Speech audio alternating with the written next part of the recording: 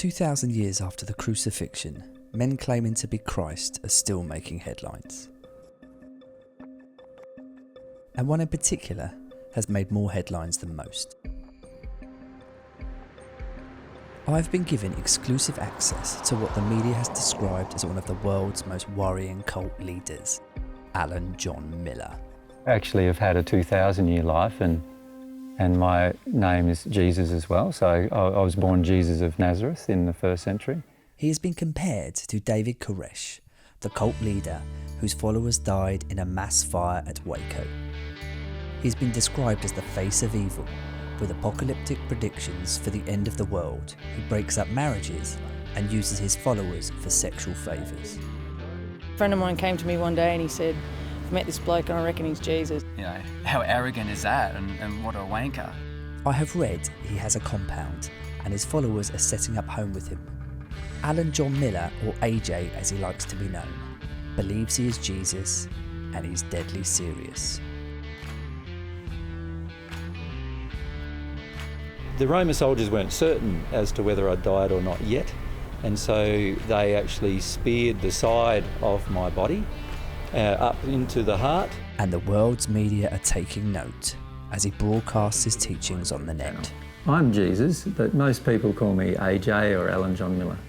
I'm claiming to be Jesus, that's true. How does it feel, though, Jesus talking to us today and everybody watching at home and knowing that 99.9% of that audience are mocking you, or laughing at you, or saying, this man is bonkers and she must be as bad as him?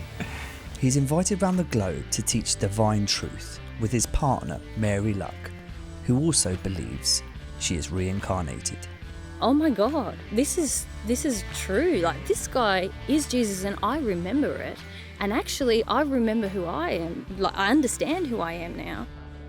I had to agree to be filmed and hand over my footage in order for me to get exclusive access to AJ and Mary.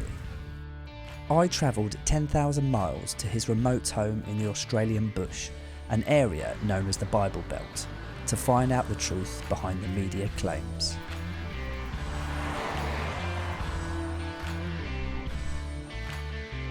If in fact the divine truth is a cult, and AJ is a cult leader, then I wanted to know what AJ was trying to teach, why people were listening, and whether he is any different from the many men who have claimed to be Jesus before. And if he's really Jesus and I really believe that, holy crap, I really got to embrace all the things he's saying. AJ used to be a property developer and IT professional, but gave it all up 10 years ago in the realisation he is Jesus.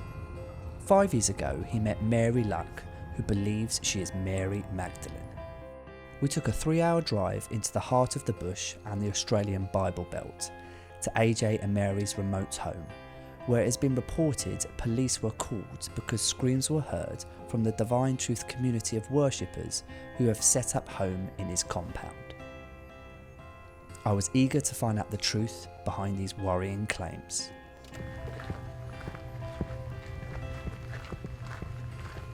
It was soon apparent there was no community, no worshippers, and no compound. It's incredible that a claim can be made like that, I find. Yeah, because I'm here yeah. and I'm seeing it for myself. Yeah. And it was a purposeful claim. The people who made the claim stayed with us for 2 days, so they actually knew that we just have a little 2-bedroom have a little house with house. no fences and just we live here. Christians and Muslims alike believe in the second coming of Christ, and for millennia, hundreds of men have professed to be Jesus himself.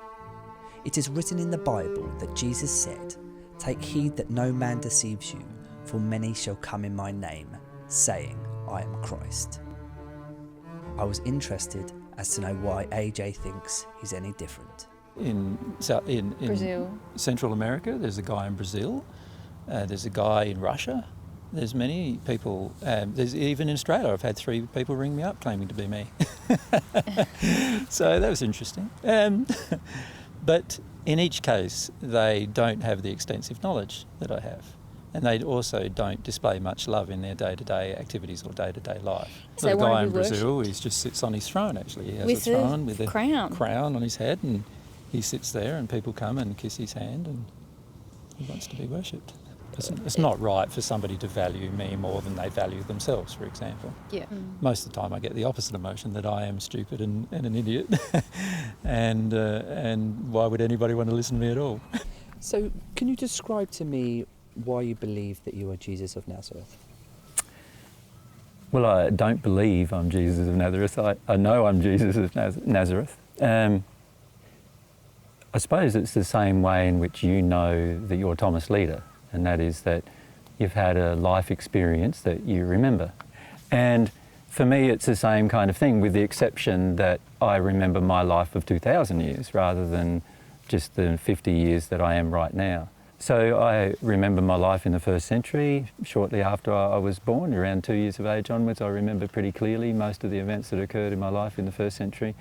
I remember a lot of the events that occurred in the spirit world through my 2,000 years of life. I don't remember all of them yet because I've still got some fear associated with remembering some of them.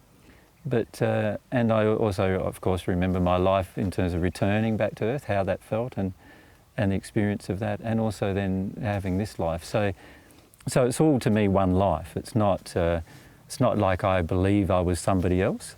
I know who I am, and I know how old I am, and so forth. And I remember all of those events throughout my life. But it's not just AJ who believes he has returned to Earth. His partner Mary believes she is Jesus' wife from the first century, Mary Magdalene.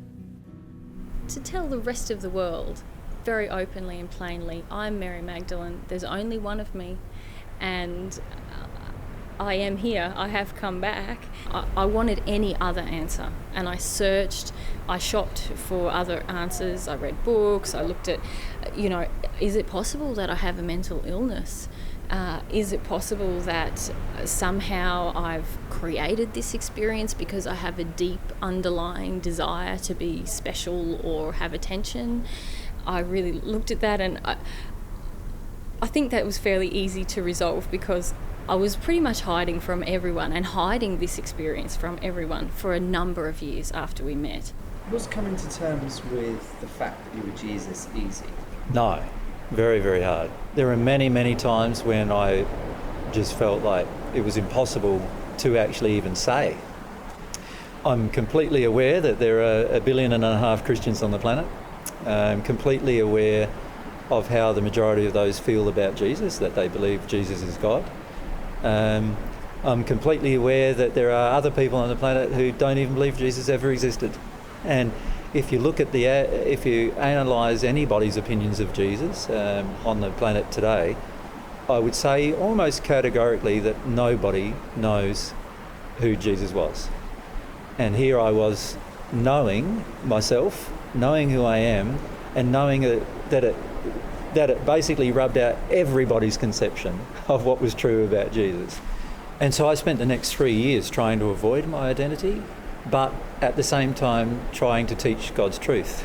Basically, I'd talk to them for 4 hours about all these fascinating subjects, and they became more and more emotionally embroiled in the conversation and more fascinated by the conversation itself, only to find out in the end that this nutter in front of them thought he was Jesus, which then caused them to think that was a whole waste of 4 hours now, and they got very disappointed and very upset, as you can imagine. So I found it was far better just to say up front, I'm Jesus. Now let's get on with talking about some other subjects. AJ and Mary were holding a 2-day seminar in a local town.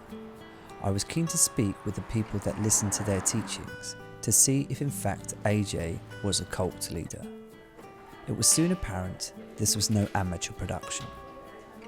Though the seminars are free, AJ and Mary live by donation as to focus on spreading divine truth, and I'm told they use these funds to give to others and to distribute divine truth material.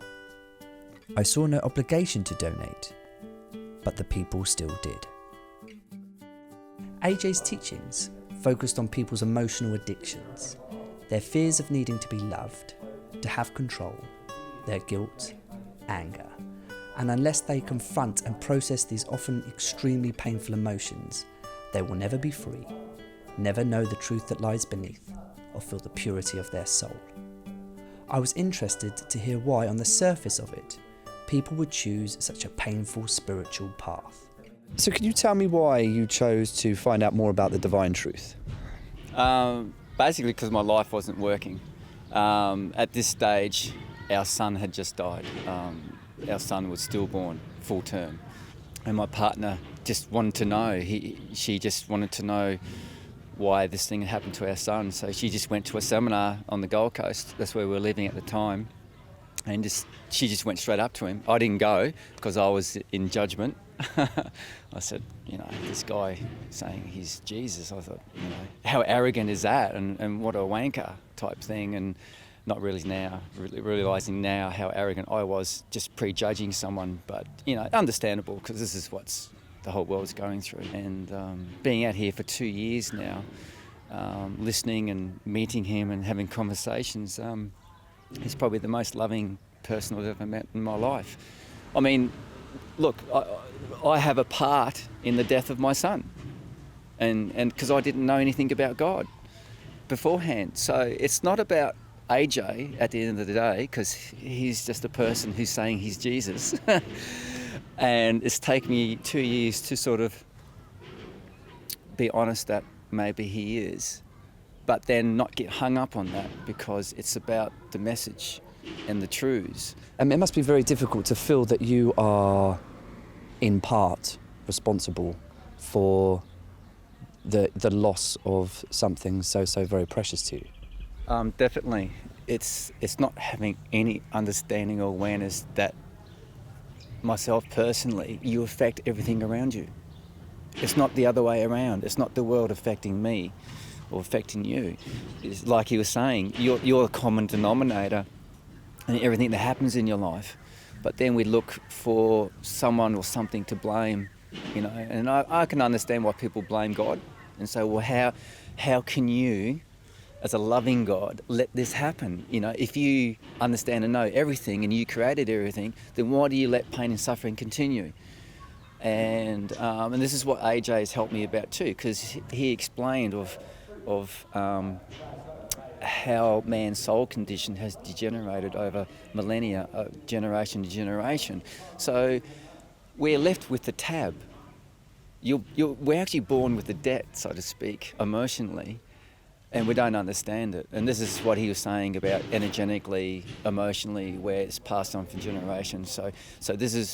So we're born with this error that's coming out of our soul, and we wonder why we're having a tough and hard life, and all this pain and grief we seem to be attracting or going in cycles is because it's already been installed like a download inside of us. So I understand he's up there and in a place called Summerland, and that you can talk and see loved ones or relatives in sleep state. But I don't remember a lot of my sleep state, apparently due to fears that I haven't dealt with. But it's really difficult because so much shame and guilt around that. Having a baby is supposed to be the most wonderful experience, but then to have ours go so terribly wrong, it was a home birth, and then I won't go into details, but then I was investigated for 4 hours, like within hours of the death, as a possible, it was a crime scene. I came home to get some clothes from the hospital, and then basically it was all my unit and everything was roped off as a crime scene. It was the worst experience of my life, but again, that represents the devastation that's already in my soul, and so I'm still trying to understand it all fully. I found it extremely sad to hear that Jason felt responsible for such a tragic event. AJ believes many of Jason's views are in contrast with his teachings, and that Jason is unnecessarily blaming himself. AJ believes that Jason has a part to play in his son's death because he is his father, not because he didn't know about God. And there are also many other factors which would have contributed beside Jason. AJ told me the complexities of the Divine Truth belief system are not always fully understood by the people that follow them. I understand why tragic events are blamed on a loveless God. I was interested to hear how divine truth, a belief system based on love, can explain how such suffering can occur. How do you explain things like malaria and children dying of that? Well, most of these diseases, again, are naturally occurring diseases which our body should be able to fight against, as long as our body is in complete harmony with love. As long as we don't have emotions within us that have been usually imposed upon us by our environment that are out of harmony with love, our body will be able to fight any of these diseases and actually not even experience them in all cases. So whenever anybody experiences disease of any kind, it's because of the lack of love that's either that exists within the soul of the individual, that is usually caused by, and in case of children is always caused, by the lack of love in the parents and in society generally. So almost everything, well, everything that actually occurs, I'll just pull over here, inside of the body of any individual, anything that occurs inside the body of any individual occurs because of the environmental conditions that have created soul-based feelings inside of the individual that are out of harmony with love. Now, in the case of a child, usually those feelings have been caused by their parents or their immediate environment. As wide as there are possible emotional experiences, causes the wide variety of diseases. So obviously every single disease has its unique signature emotionally as to what is its cause. Every single cancer, for example, the different types of cancer have specific emotional causes related to the location where the disease began. If a woman has cancer that begins in her left breast, then this is all about projections she has to women, and in particular it would have began with her mother, which is a suppressed rage, which is overcoming, which is over the top of an addiction, and the addiction is wanting women to do what she wants in order to receive approval from women.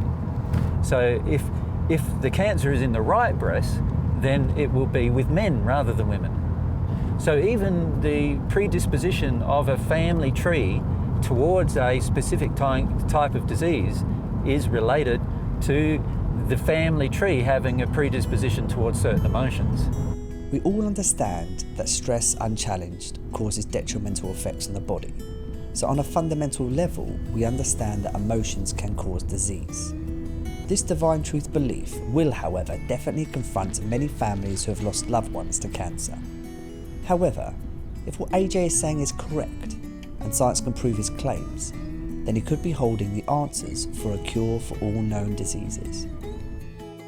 It was reported in the media that AJ's mother was worried for him because she thought he may have mental health issues, an allegation I wanted to get to the bottom of. Both mothers in my first century life and this life claimed that I had mental health issues. So my first century mother, Mary, claimed that I had mental health issues quite frequently. And often she claimed that to protect me, she felt, from people attacking me and finish up killing me. In this life, my mother felt initially when I claimed that I was Jesus that I might have some mental health problem. Of course, I went along to the doctor and had a chat with him, and he was pretty much fine after I had a chat with him. And of course, my mother, by the 9-month time, felt that I didn't have any mental health problems, and she was quite regretful that she'd started the entire process. AJ has 2 sons from a previous marriage. I was given a unique opportunity to hear what AJ's son Tristan thought about his father being Jesus. I definitely believe he's Jesus. Even now, like if he said next day, "Oh, actually, I was all wrong. I'm not actually Jesus," I wouldn't be that upset. I'd feel a little bit weirded out because, I'm pretty sure he is Jesus. I think I'd start believing that he thinks he's wrong. But from the first time he told me, he was actually going through a lot of emotion himself. So for him, he was crying, and he was trying to process through a lot of grief, sadness, some of the memories of torture that he had, some of the fears he had of what's going to happen if he says this Jesus. He was really scared about that, so he was in bed crying, screaming, shaking for it would be up to about 6 months, almost all day. Yes, when I was 33 years of age, most people felt that I had Parkinson's disease. And the reason why is because I had so much fear inside of me that I would just shake like this constantly. My whole body would shake like this constantly. And as a result of that, almost anybody who met me would first ask me, "Are you all right? What's wrong with you?" When I was 33, I started processing through a lot of terror. Terror about torture-based events, actually. And I didn't put them in the Jesus basket. So in other words, I didn't attribute them to my being Jesus. I just realised that at some point in my past, and at that point in time I didn't even believe I had a past besides my 33 years of age. I realised that at some point in my past I'd gone through some fairly traumatic events. I didn't know what they were, but the memories were of people driving nails through my body and through my ankles and my feet and my wrists, and people torturing me in different ways, and like a big stake being driven through my hip on the right-hand side, and other things like this. And you know, I don't have any of those scars in my body at all now, and so I had no way of intellectually resolving why I was having these emotional experiences, but I just decided to feel them. And as I felt them, the terror disappeared, and eventually it got to the point where I had hardly any terror anymore, and I was nice and calm and no longer seemed to have Parkinson's. It was another 7 years of processing these painful emotions before AJ came to the conclusion he was Jesus. I'm told that actually 7 couples have returned to Earth from the spirit world. Some are unwilling to reveal or accept their identities, and others are coming to terms with the memories they have. Like if we did what we were doing, say, in America at the moment, where 70% of them are Christian and very, very militant, some of them, then it might not be as safe to do some of the things we're currently doing. And one of the 14 have been murdered, but the rest of the 14 are still alive. And therefore it's given us the best chance to teach divine truth as possible, assuming the different ones of the 14 decide to do that. AJ's neighbour Dave, or Cornelius, his first century name, is one of the 14, and he's agreed to speak to me about his life in the first century. I was born in Sicily as a little kid there, and just lived in a little house with a little sort of cottage, I guess you call it, stone one, with my parents and sisters. The sisters are two older sisters. And one day, just at the end of the day, some soldiers come and broke into our house, or forced their way in, I should say, I suppose, and held my father at the door with a sword, and 2 others, there's about 5 of them, they come in. I was just terrified and ran out to a little corner and just hunkered down, and they were coming. I didn't know why they came in for, and they were coming to grab me. I was just terrified. I remember weeing myself, and they come and took me away. And they took me to their garrison, where the army troops were. They just pretty much, I suppose, politically back then, they were actually expanding the empire quite savagely then too. And just started becoming the violent person they wanted me to be, and became quite good at that. That was the only way I got love back then, or there was no aggro coming at me as much. If I became good, I got more acceptance, I guess. I had enough of being hurt. And it was in there for a long, long time. And I remember early teenage years, as you're sort of getting more in your sexual development, I used to have these old haggy women that would come along, and they'd take us to them, and the women would start playing with you and get you excited and stuff like that, and they'd have sex with you. And just like, it was gross, like they were horrible things. But you didn't understand what's going on in your body as well. You're having these exciting, like nice feelings for once. Often it's just been violence. And there's these nice feelings, and they'd have sex with you, and they'd just be really nasty to you. And oftentimes the men would come along and rape you anally as well then too. So it's just like this horrible experience that's not too nice. It's really confusing in your head as well. Like your body's experience is something nice and something just horrific after that too. And everything was just to mentally screw you up basically and just become a machine. Cornelius is still come to terms with his first century existence. There are chunks of his life he is yet to remember, but he vividly remembers his final months on earth when he met Jesus. And so one of my slaves was sick at that stage, and I took the slave to see this guy. I wanted to see what if he is who he is, to prove it to me. And he actually healed my slave and just gave me a lot of faith that what he was saying was true. It was my men that actually had to go, and me in charge of them, that had to go and do the execution basically, or the crucifixion as they call it. And, by the time we got up there to do it, and I was the one that was actually leading them and nailing him down to the post thing he's on. And I was going to had his hands pulled back to do it on his hands and his wrists, and he was just looking at me, and I looked at him, and I just couldn't do anything violent to him, because I could feel he's just different and he had love coming from him, and that was so rare in those days, and it's something that I was always looking for and had real faith in. And he'd already shown me that he actually, like all the things he'd done, I could see there's a lot of love in him. So I couldn't do it, couldn't be violent anymore, I just couldn't do it. And so I just walked off. So they hung me like that and crossed at the wrist, because if they hung me through the hands, then my hands would tear apart and not bear the weight. But the weight could be borne much better by hanging a person through the wrists and nailing the feet crossed over, like so. And then they stood me up. Now, at that time, there's all this pressure, and because you're hanging like this, there's a lot more pressure than like this. There's no way to support yourself so much like this. So I tore apart quite rapidly. Yeah, they found me and they took me to a main area, the main sort of public area, and they tortured me there for quite a long time. I embarrassed the whole Roman Empire by walking off, and they'd cut my penis off as well, and eventually ended up opening my stomach up as well, disemboweling me. And I remember just seeing the sky all the time. There's birds eating my stomach at that stage too, and just looking at the sky, and just felt a bit more peace, and realised the only bit of power I still got is I can choose to die. That's where I just ended up giving my last breath away, and that was it. But as soon as I died, I could see everything, because I knew that would happen. So I knew that as soon as my physical body died, I could watch the proceedings. So I watched them spear me, break my legs. I watched, and it was just my body then. It's not me anymore. I very much wanted to be present during the entire couple of days before his passing.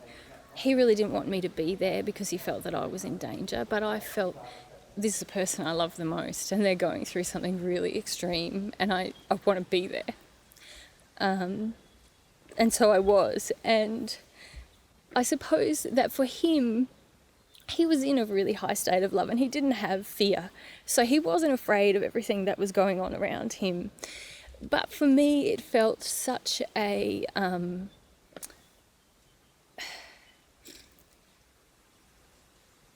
affront, I suppose, to the love that he did have inside of him.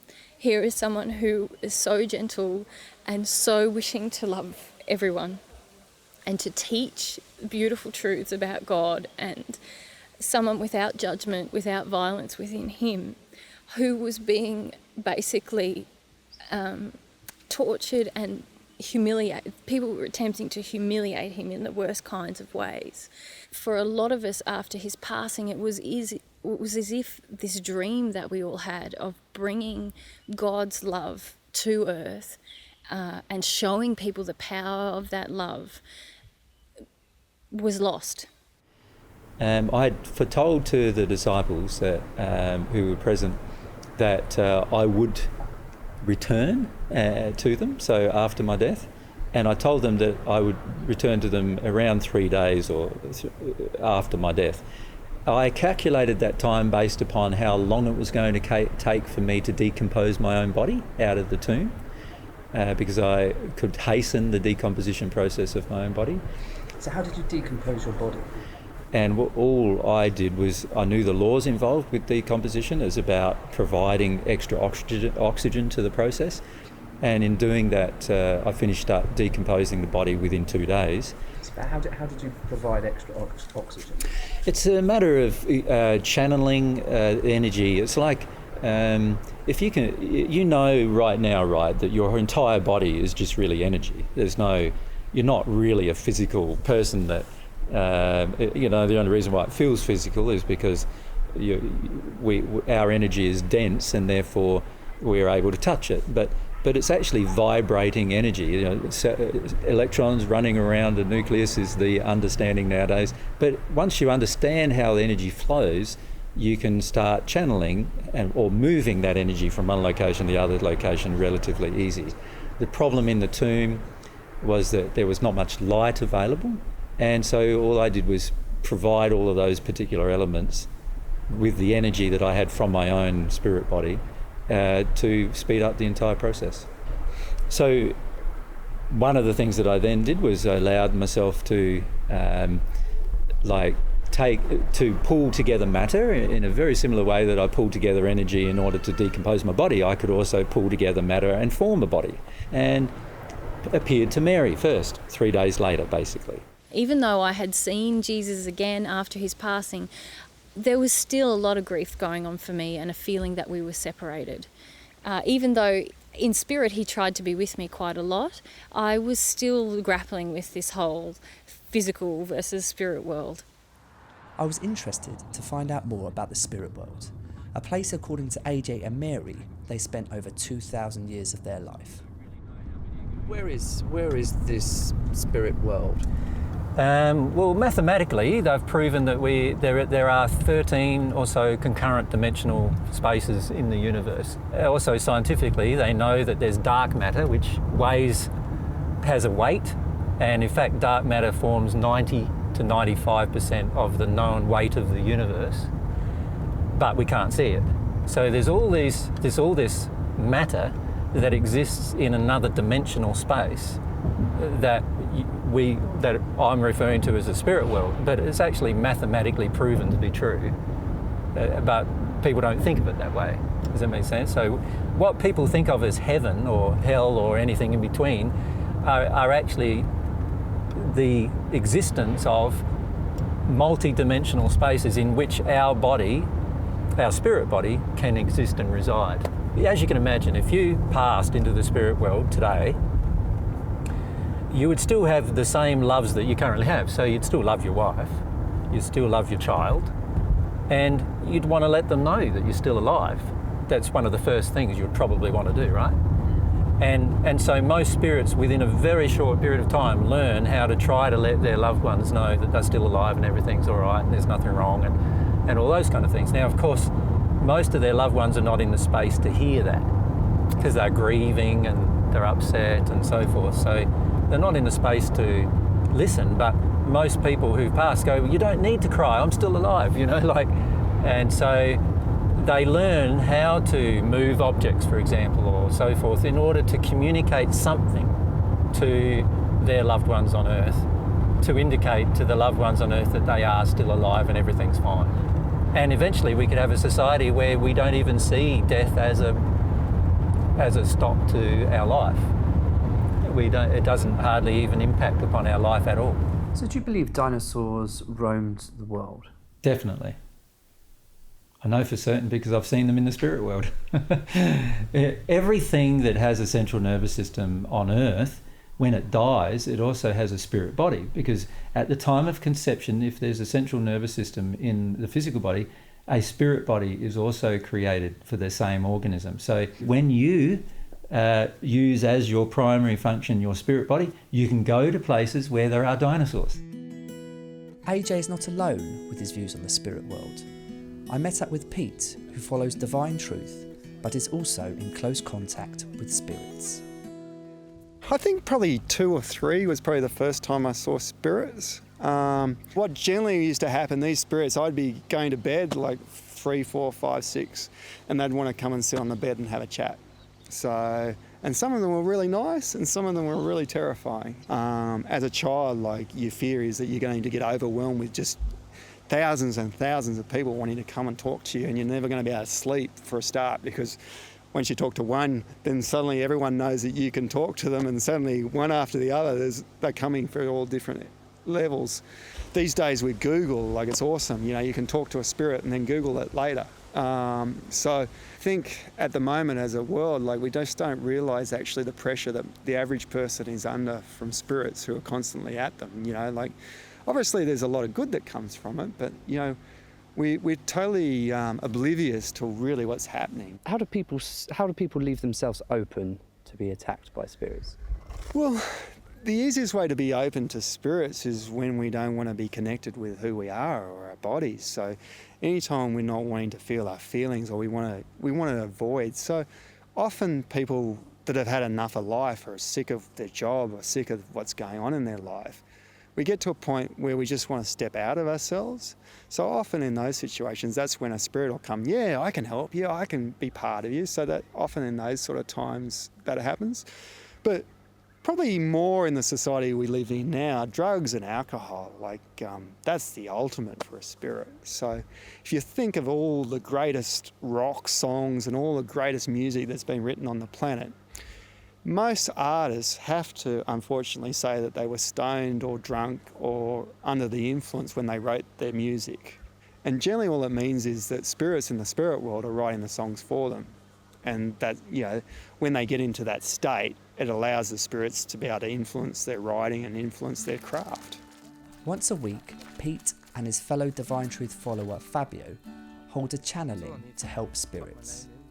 Over dinner, Fabio talked to me about their communications with the spirit world. So we were channeling one day, and a person came to talk, and it was a young boy who was an actual suicide bomber. He actually bombed himself for some religious cause. And he strapped a bomb to himself, jumped on a school bus with young soccer boys, and blew the bus up.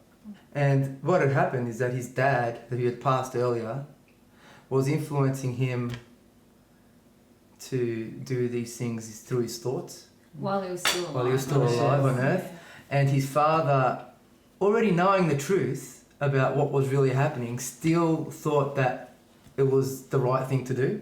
Yeah. Knowing that he wasn't going to go to this special place. So his father basically wanted to kill all those children on the bus. Yeah. And the other sad bit is that with him was the mothers of those children, because they were on the bus too. They were quite angry at him, and it just became this big interlocked mess of anger. And so we just helped him sort of understand that the spirit world is based on love, and that he could move to somewhere nicer, because after that has happened, my job's done. Oh, that happened with Heath Ledger when he died. Wanted to talk through my girlfriend was a medium then, and just in the garden somewhere in Perth, and she said there's someone here, and she'd been sort of talking to him just generally, and so we had a chat about it, what had happened and everything. He's really confused about what had happened and everything too, and he wanted to let his parents know that he died and he's alright, and I didn't really feel comfortable I didn't even know where they lived, or I didn't even know he lived in, he's from Western Australia, I didn't even know he's talking about his child, Tilly. I didn't even know he had a child. Didn't even know a name, called her Tilly, which is Matilda, I found out. Yeah. So, yeah, it just feels odd to sort of, I don't want to walk up to some people I don't even know and tell them that your son's alright in the spirit world. I talked to him, I can't remember what I said to him about that, but there's more important things for him to sort of work out first and try to explain where he was, and he felt a bit differently about it later too. We spoke to him about 3 different times. I found myself listening to things that before this documentary began, I would have disregarded out of hand. I wasn't being asked to believe or expected to. These were just genuine people telling me their experiences they have all shared. I wanted to find out whether, according to AJ, there is such thing as hell. The hells of the spirit world are the first dimension. The very first dimension of passing is at the moment in quite a very dark condition. There's not much light there. They're often very smelly. There's not much autonomy because most people there do not understand the laws involved with movement of nature, of movement of matter and movement of themselves. And it is very much governed by the things they did on earth as to what's going to happen after that point.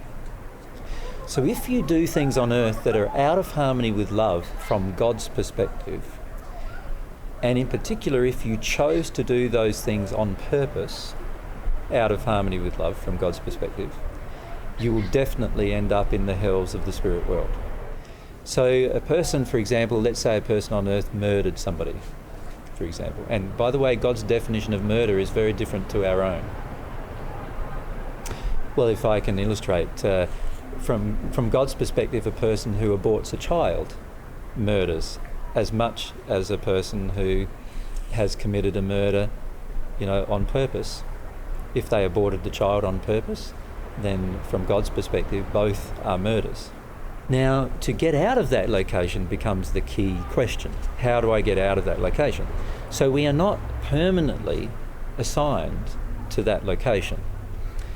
We're only assigned to a location, or our soul, in fact, the correct way to say it is our soul is attracted to the location because that's the location that best suits our current condition. In other words, a hellish location suits the hellish condition that exists inside the soul. And to get out of that condition, all we have to do is improve in our attitudes about love. In the hells, it's very dark and very grey, but as you progress, even in the first dimension, at the top of the dimension, it's very colourful, like it is here. In fact, it's very similar to here, the first dimension, at the top of the first dimension. It's very similar to what we see on Earth. And the second dimension is just like unimaginable for most people here on Earth already. It's far different to Earth. You have far more control over your being, your life, how you get around, everything. And so it's very, very, like a lot of people want to stay in the second dimension for a long time after they've been in the first dimension because it's so enjoyable, compared to the first. Because I'm sure there's going to be lots of people that have had an abortion, that are watching this now, that are going to be terrified angry of what happens after. Yes. Understand that we can always change our condition of love at any time. This includes while we live on Earth. And in fact, that would be my recommendation to all people, that anything that they've done that's unloving, notice what it was, choose to do something different now. Because if you don't do that now, you will be faced with those reasons when you pass. That's how God's created the universe. When AJ talks to me about divine truth beliefs, something is either a truth or it's not. There is no grey area. I perceive AJ's view on abortion, that it is murder, very hard line. However, his belief is shared with many religious faiths that are widely practiced today. I am told that one of the reasons they have returned to Earth is to teach divine truth, a belief system based on love. As since his crucifixion, a large amount of religious distortion occurred, a claim that many religious faiths may find highly offensive. It can be quite offensive to lots of people. Well, in the first century, what I said was often offensive to a lot of people. That's why I got crucified in the end. All I'm trying to do is say the truth, what I've discovered to be the truth of the universe to people. But of course, people have a whole set of ideas. They have a whole set of, what would you call it, sort of like preconceptions about what life should be. But also they have a whole lot of personal and political agendas and financial agendas that a lot of my teachings will confront. We see a lot of hypocrisy in religion, unfortunately. And one of the reasons why is because most religions have been created by people on Earth to suppress and control other people on Earth, and not to come to know God or come to have a relationship with God in the way God defines. And that's the big difference between what I taught in the first century and everything else that I observed from that point onwards. AJ believes that God creates our soul, that our soul is pure, but degraded by the unloving actions of our parents, past generations, environment, and our choices. I'm told that Jesus became at one with God by cleansing these imperfections from his soul, and could therefore perform miracles and understand and teach others to be more loving from God's perspective. Since AJ's return to Earth, he tells me this process of cleansing his soul has to happen again. People that are sceptic about who you are, they can say, well, why don't you just do a miracle? Yeah, this is a common thing.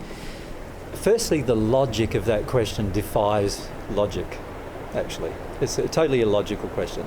If a person can perform a miracle, the only thing it proves is that they can perform that miracle that they've performed.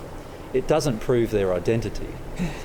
If a person asked me to perform a miracle, in the first century, up until I was 30 years of age and at one with God, I could not perform any miracle. I chose to not perform any miracle, in fact, until that point in time. So I waited until I became at one with God. So, for example, if I met a blind person and I knew God's laws and the feeling within them allowed me to cure their blindness, and I wanted to cure their blindness and I had a desire to cure their blindness, then God's love could flow through me and cure their blindness. And so they could instantly see. So the only time I would perform a miracle anyway is if I felt that feeling of love for the individual enough to actually perform the miracle. And I was at one with God, which I know I am not at this point in time. And I don't know when I will be, because I've still got to work through some fears in order to become at one with God. And many of the so-called miracles that are listed in the Bible, I never performed. And in fact, nobody ever historically has performed, but they are legendary in other books besides the Bible. So, for instance, turning water into wine was something that Greek gods did before I arrived in the first century. And so therefore, I had to have turned water into wine so I could be compared to a Greek god, so that people would accept Christianity. And that's a shame, because I feel a lot more people would have accepted Christianity if just the truth had been taught. It was the second day of the seminar, and I wanted to speak with more Divine Truth followers to help get a greater understanding of their choice of spiritual path, and to find out whether or not they actually unknowingly belonged to a cult. I think I've been a part of a cult before. I was part of a church, and I had a lot of rules and regulations about being in that church. You know, we weren't allowed to dance, we weren't allowed to gamble. And with AJ and Mary, there's, you know, if anything, they promote to you free will, but they explain to you, work out for yourself what's loving and what's unloving. You know, you'll feel the difference, and they're right, you do. You know, I don't know if you know, but I'm pretty mediumistic, and I practice mediumship. And it's been really nice to be able to talk to a person like AJ and Mary who can explain to me some of the things that I've had no answers for throughout my life. From you know, visions that I didn't understand, to addictions that I've battled and then tried to overcome. Is there spirits around us now sort of helping with this or challenging in this interview? Can you give me a minute to just feel about that?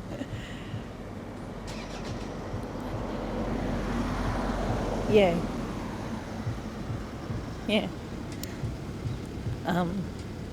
I can feel my guide with me, just standing there. Probably because I feel a bit afraid.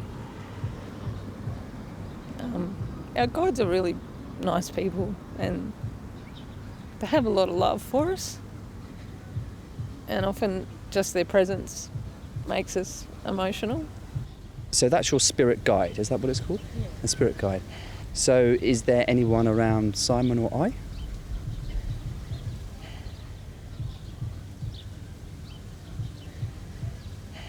Yeah, I was nervous to say that. Yeah. I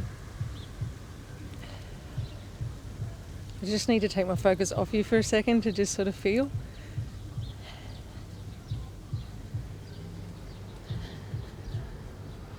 Yeah, you have a couple of spirit friends too. There is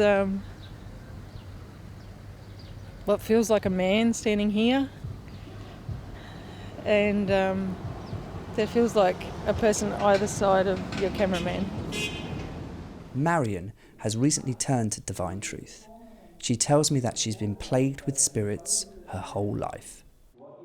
For me, this is fascinating because I hadn't met anybody that articulated how they felt about spirits and spirits going inside them and controlling them.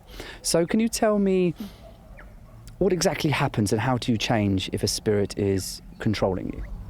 I've been shown phenomenal stuff from the spirits, such as an ancient henge, probably 350,000 years old, in Tasmania, and I've channeled a male Aboriginal spirit. So a man has spoken through my vocal cords.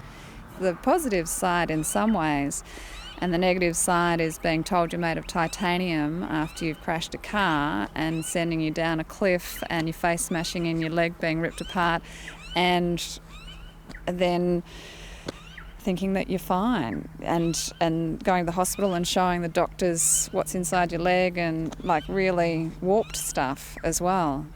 And that's dangerous. Is that an analogy or is that actual fact? That actually happened, and then I went into a psychiatric hospital for a couple of weeks and some medication to kind of come down. So, you know, it can be extremely negative. The information that AJ and Mary, who are very advanced mediums, probably the most advanced mediums on the planet, the information that they've shared through their DVDs has enabled me to live. It's given me the will to live, and it's given me the strategies. I'm beginning to understand why they have chosen this spiritual path. A chance to talk to their loved ones in sleep state, and knowing that your children are looked after in Summerland. An answer to questions that you had no hope of an answer. A hope for their future. I don't believe that to follow divine truth you have to start from a place of sadness, and many that I spoke to didn't. However, it sure does help those who do. If I speak to the divine truth followers, they all say it isn't a cult, and I don't believe it is. However, I'm not sure this actually tells me anything.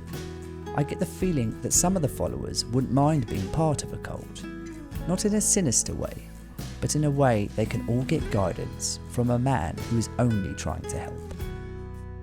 AJ doesn't want to be a cult leader, and I don't think he is.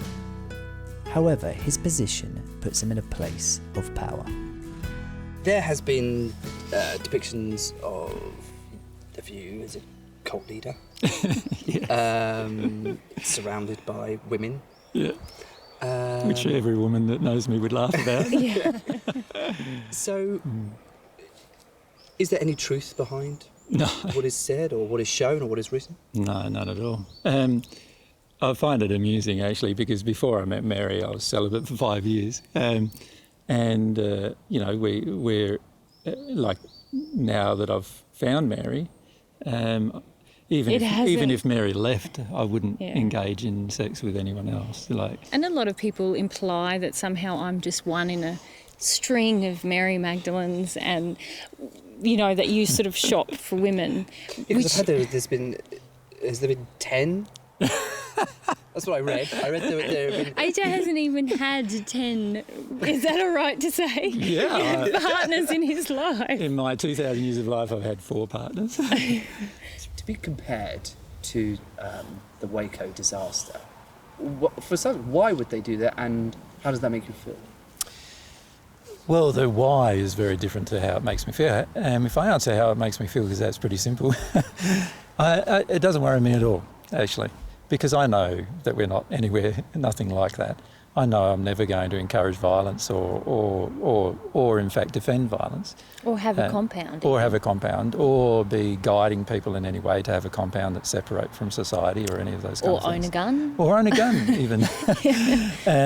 So, you know, the comparison is ludicrous from my perspective, and doesn't warrant my, you know, it really doesn't warrant any emotion from me. And yet they still claim these things. And the reason why they claim it is because if they say there's this nice fellow who lives up in Queensland who's claiming to be Jesus, but actually we went along and visited him and he sounds pretty reasonable actually, and he sounds a pretty nice guy and he's not going to hurt you at all, then you wouldn't get too many listeners.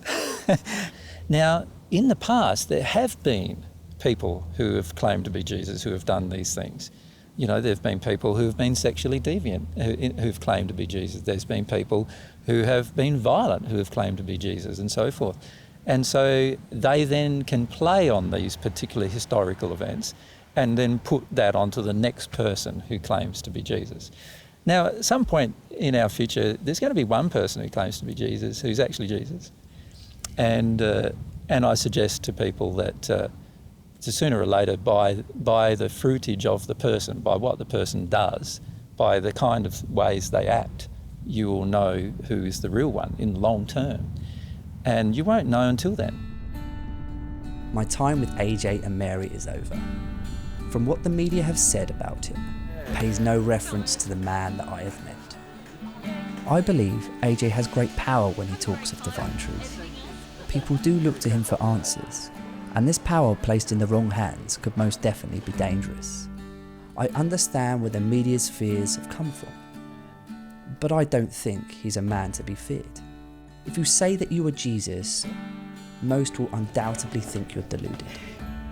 Some will be offended, and a few will believe. The people that I have met have been nothing but kind. If this was a magnification of the world, then I reckon the world would be a much more loving place to live. As we talked, I felt a true sincerity in their words. For something which is so utterly unbelievable, their story is also extremely convincing. The details, the depth, their emotions, leaving me with more questions than answers. It is not for me to question people's belief systems, especially when it's a belief system based on love. Though I questioned whether AJ was Jesus, Mary was Mary Magdalene, questioned the spirit world, questioned whether or not Cornelius is part of the 14 that returned to earth. But what I think is not in question is AJ certainly believes he's doing it for the love of God.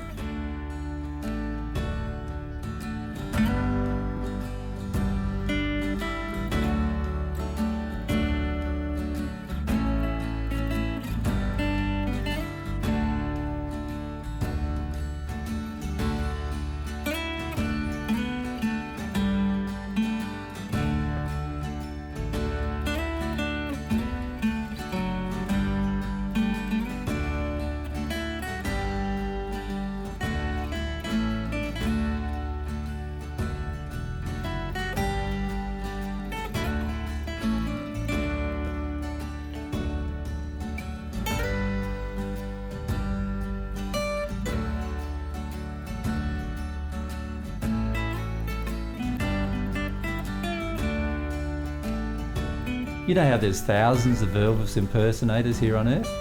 Well, there's even more Elvis impersonators in the spirit world. And so what they do is they impersonate him in their interactions with people on Earth. So they even, form a form, they dress up like he does, they try to look like he does and everything, just like the Elvis impersonator on Earth would do.